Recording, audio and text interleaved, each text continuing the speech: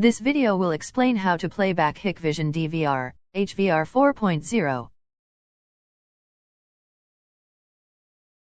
First step, log in to DVR menu.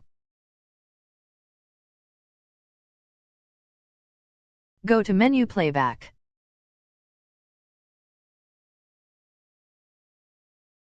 Select the camera in the camera list.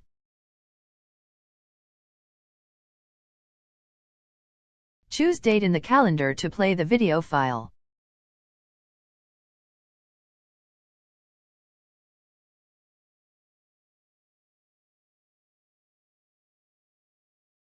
Click Speed Up to increase the playback speed.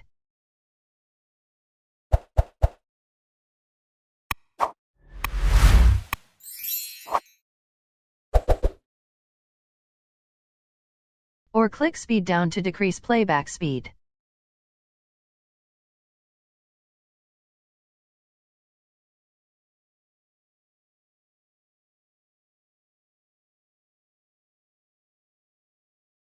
Click Pause to stop playback.